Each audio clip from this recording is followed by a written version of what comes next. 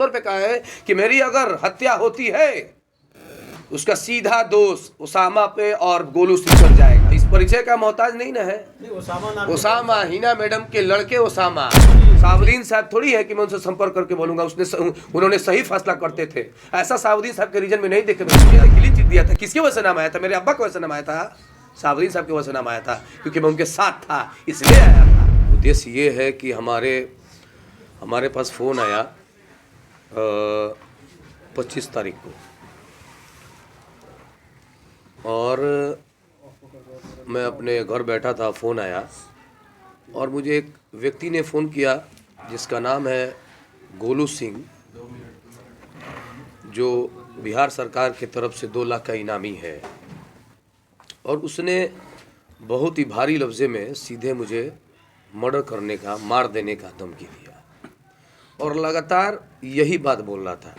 तो मैंने पूछा उसे, भाई मसला क्या है, क्या परेशानी? मैं तुमको तो जानता भी नहीं हूँ, अन्ना मैं तुमको किसी से कभी भेंट मुलाकात कोई चीज़, मतलब उससे मेरा दूर दूर तक वास्ता नहीं है। तो उसने कहा कि देखिए, सिवान में रहना है तो पिछलग्गू बन के रहिए, और नहीं तो सिवान छोड़ के चले जाइए, नहीं तो आपको 3 दिन में हम तो आपकी हत्या हो जाएगी।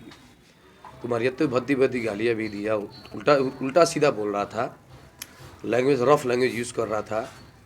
और उसने ये भी कहा कि सिवान में सिर्फ एक ही रहेगा मुसलमानों के नेता, बाकी कोई नहीं रहेगा, रहना है तो पिछलग्गू बन के रहेगा। और अपनी वो कामयाबी गिना रहा था, जैसे लग रहा था बहुत बड़ा कि मैंने रईस खान को गोली चलवाया, उनको मारा। फिर उसके बाद उन्होंने कहा, वो कहा कि आरिफ जमाल को भी हत्या मैं नहीं करवाया, आरिफ जमाल की हत्या भी मैं नहीं करवाया। तो ये सब चीज़ें लगातार ये दोहराती है कि भाई, एक समाज के लोगों पे गोली चलना, एक समाज के लोगों को रोकना, ये साफ दर्शाता है कि ये एक तनाशाह की राजनीति हो रही है सिवान में। और मैं ये सोच रहा था कि जिस परिवार से मैं इतना दिनों से मैं रहा, इतना दिनों से किया, मैंने क्या क्या किया साबुद्दीन साहब ने सब जब थे, और उसके बाद से इस तरीके का मेरे साथ मेरी हत्या कराने की योजना बन गई। मुझे बहुत ही दुख और बहुत ही भयभीत होना का पड़ रहा है कि हमारे जैसे लोग का ये है, तो आम लोगों का क्या होगा, आम जनता का क्या होगा। और इसी कारण से मैंने ये प्रेस कॉन्फ्रेंस रखवाया है कि जिस परिवार की वजह से मैं परिवार को 20 साल पहले से हमारे दादा बाबा सब लोग रहे, सब परिवार, हमारे परिवार के संरक्षण भी दिए, हमारे बाप दादा ने संरक्षण भी दिया साबुद्दीन साहब को। उस परिवार के जो गुर्गे हैं, उस गुर्गे का इस तरीके का धमकी देना, और एक हमें साफ तौर पे चैलेंज करके बोलना कि भाई आप सिवान छोड़ दीजिए। क्या आज़ादी नहीं है किसी को चुनाव लड़ने का? और हिंदू समाज में इतने सारे लोग लड़ रहे हैं, तो उनमें कोई रोष नहीं है, कोई कंपटीशन नहीं, सब एक दूसरे को बढ़ाने में लगे हैं। लेकिन जैसे ही मुसलमान में कोई कड़ी में कोई आदमी जुटता है, तो लोग उसके पीछे लग जाता है, बीजेपी के दलाल, बीजेपी ये सब हरवाने का, उसके बाद उसको मरवाने का। तो ये सिलसिला आज से नहीं है, ये 15 साल 20 साल पहले से है। जब कमरुल हक चुनाव लड़े थे, उनका भी अपहरण हुआ था, आपने देखा होगा। सिवान में बहुत विद्रोह हुआ था, अपहरण हुआ, उनके पैर में गोली भी मारी गई। फिर उसके बाद रईस खान लड़े, रईस खान की भी क्या गुनाह थी, MLC का चुनाव लड़े, 2 नंबर पे थे वो। उनके बाद भी उनके 47 से गोली चली, एक आदमी का मृत्यु भी हुआ। फिर दूसरा हुआ कि आरिफ जमाल पे एक चौमी, एक शरीफ आदमी जिसका कोई लेना देना नहीं, उसकी भी हत्या हुई है। फिर अचानक से हमको धमकी देना, और फिर हमको डायरेक्टली जान से मारना, सिवान छोड़ने की धमकी देना। तो ये सारे चीज़ जो हो रही है, एक ही तरफ से हो रही है, एक ही लोग कर रहा है। और मैं सरकार से सुरक्षा की गुहार लगाने के लिए मैं इस इश्यू करता हूँ कि मुझे सुरक्षा दी जाए। जिस तरीके से लोगों ने ये चीज़ नहीं समझ पा रहे हैं कि सिवान किस ओर जा रहा है, सिवान गुलामी की तरफ जा रहा है, सिवान मजबूत नहीं मजबूर की तरफ जा रहा है। और ये सरासल एक ही चीज़ में कराया, तब से ये प्रोग्राम कराया जब मैंने सम्मान समारोह कराया, उसके बाद से ये फिज़ा बदल गई।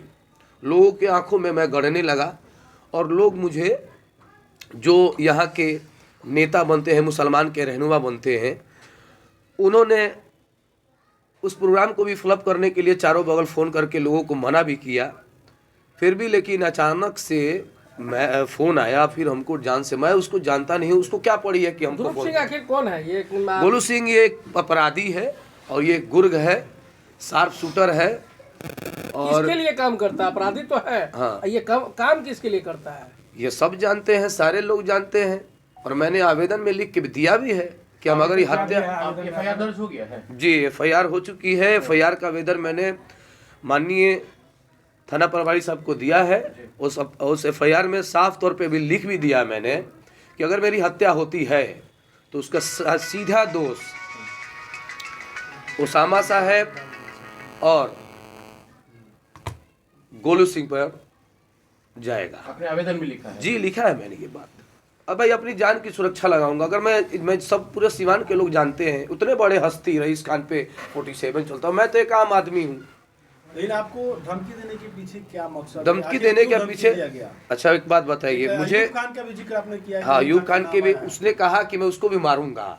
मैंने जिक्र नहीं कहा, उसने कहा कि बोला कि मैं जितने भी मुसलमान लीडर या तो पीछे हो जाए, पिछलग्गू हो जाए, अगर नहीं तो मैं उनका हत्या कर दूंगा। सोशल मीडिया जब आप मैसेज दे रहे थे तो उसमें बहुत सारे लोगों ने कहा कि आपसे ये लड़ाने की एक देखिए ये सब, देखिए जो लोग इस तरीके की उनके अंदर जो गुलामी भरी हुई है, उनके अंदर वो मानसिकता नहीं, इंसानियत ही नहीं है, अल्लाह से उनको डर ही नहीं है, तो वो क्या बोल रहे हैं नहीं बोल रहे हैं उसका हमको फिक्र नहीं है। मेरी अपनी जान माल की फिक्र होनी चाहिए। किसकी गुलामी की बात कर रहे हैं? कैसी गुलामी? कैसी गुलामी? जो लोग ऐसी गुलामी कर रहे हैं, जिनको हक बात कहने में डर लगता है। रईस खान पे गोली चली, रईस खान पे कौन सा गोली चला दे किसी परिवार पे, किसी पे?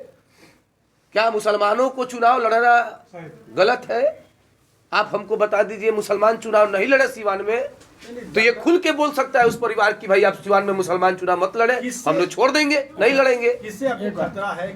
किससे खतरा है? मैंने आवेदन में क्या कहा है? अभी आप क्या सुन रहे थे? आवेदन मैंने साफ तौर पे कहा है कि मेरी अगर हत्या होती है उसका सीधा दोष उसामा पे और गोलू सिंह पर जाएगा। उसामा कौन है? एक ही नाम उसामा है, अभी 47 पे भी नाम आया था उसामा। इस परिचय का मोहताज नहीं ना है।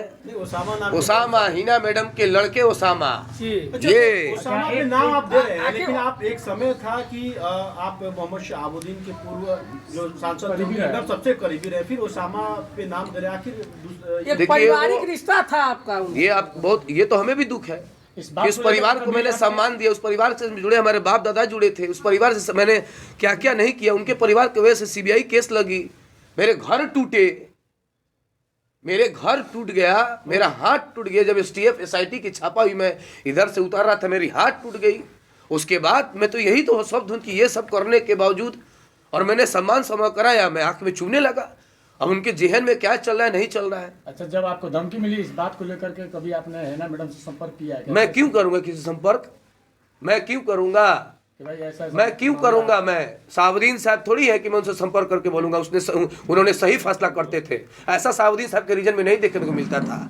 लेकिन ये जो हत्याओं का साजिश, आरिफ जमाल की क्या दोस्त थी? आरिफ जमाल का तो अभी तो कुछ हुआ ही नहीं, किसी को कुछ खुला। फंडिंग से आप चुनाव लड़ रहे हैं और अब कहा जा रहा है कि आप किसी के मोहरा बन करके काम कर रहे हैं। देखिए यही तो बात है कि जब मुसलमान लड़ता है तो कुछ ना कुछ उस पर दोष आने लगते हैं। कभी वो बीजेपी हो जाता है, कभी किसी का दलाल हो जाता है, किसी का 50 लाख रुपया होता है। अभी बताइए, अपनी बात को मैं नहीं रखूं, अपनी बात को वो खुल के कहे कि मैं चुनाव नहीं, कोई मुसलमान चुनाव नहीं लड़े। ये सिर्फ एक मोहम्मद की बात नहीं है, ये सारे मोहम्मद की बात है। और मैं गारंटी के साथ कहता हूं, अगर कोई भी मोहम्मद मुस्लिम अगर आवाज उठाएगा, उस पर लिख के रख लीजिएगा, उस पर गोलियां चलेंगी और उस पे उसकी हत्या करने की प्रयास होगी। ये आप लिख के रख लीजिए। लास्ट क्वेश्चन ये है कि आपने आवेदन दिया, उस आवेदन का क्या हुआ? मामला दर्ज हुआ या नहीं हुआ? बिल्कुल मामला दर्ज हुआ। आप जाके थाना सिवान नगर टाउन में पूछ सकते हैं। अब आप क्या करेंगे?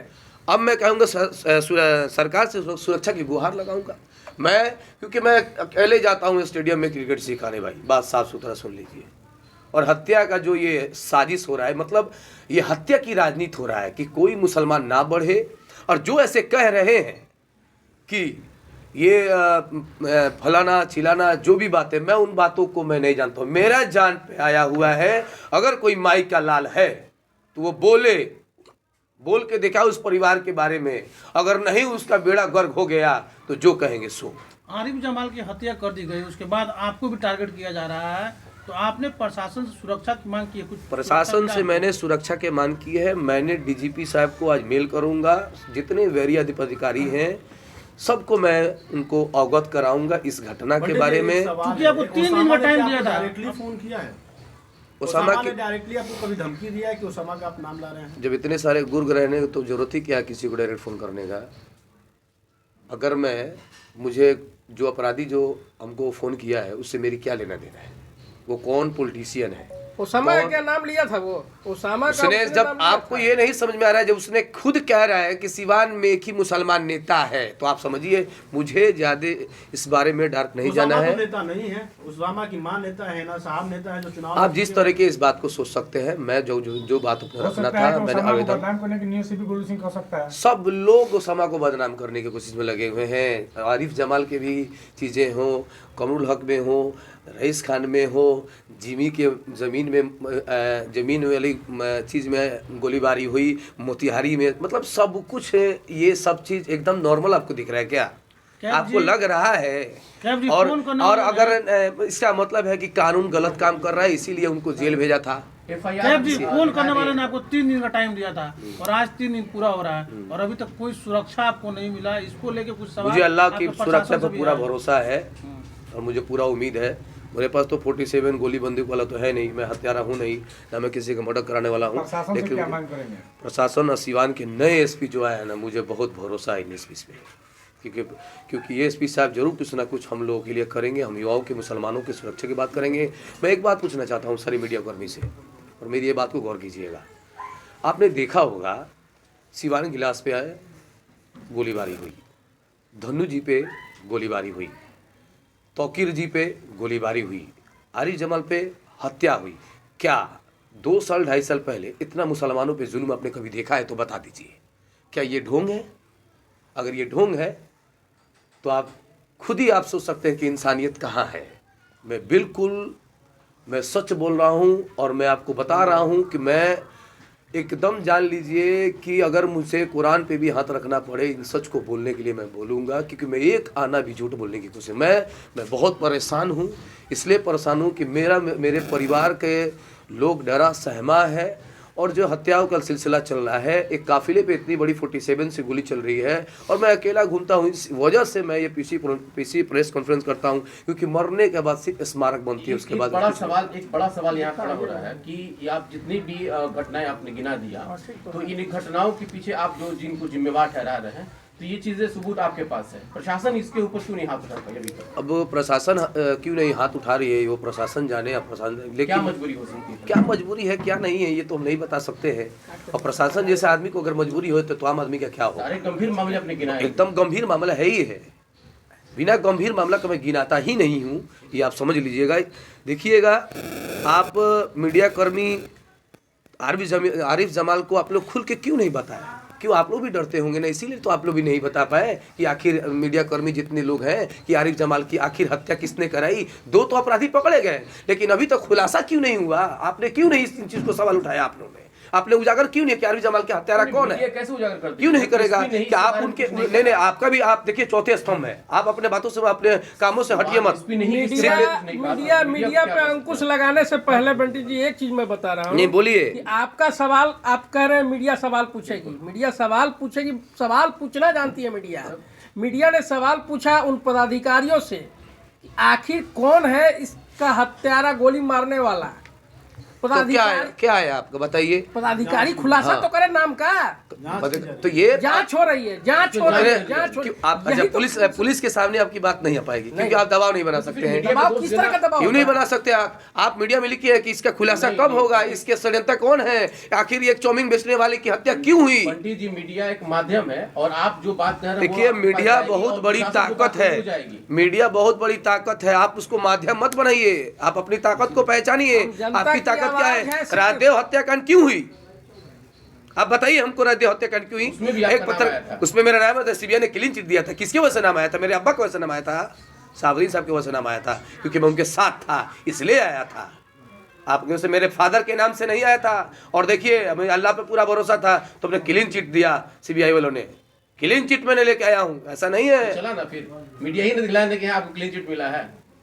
क्लीन चिट दिलाया मीडिया ने, किसने दिखाया? मीडिया तो मेरे घर तोड़ने को दिखा रहा था, जब क्लीन चिट मिली उसके बाद ना दिखाया। तो आप भी मेरा इस चीज को मेरी मजबूती दीजिए, मेरे साथ जुड़िए, हम तो मेरे आपके साथ मदद हैं। कीजिए, क्योंकि मैं बहुत परेशान आपके हूँ। साथ हैं, तभी तो यहाँ है। राजनीतिक रूप से आप काफी सक्रिय हैं और आप कहते हैं मजबूर नहीं मजबूत बनो। ऐसे में जब आपको धमकी मिल गई है, पॉलिटिकल धमकी, कि आप राजनीति ना करें, आपका अगला कदम क्या होगा? क्या राजनीति में पीछे जाएंगे या फिर ऐसे ही मजबूती के साथ राजनीति करेंगे? देखिए, मेरा एक और चीज़ मैं आपको बता दूं, और मैं उस चीज़ों पे बहुत ही ज़्यादातर मैं अग्रेसिव हूँ। घर वाले तो डर समय रहेंगे ही, जिस तरह की घटना भी घटी है, हर जगह घटना जो घट रही है। तो मैं आपको एक बात जरूर बता दूंगा, मरना पसंद करूंगा, झुकना पसंद नहीं करूँगा।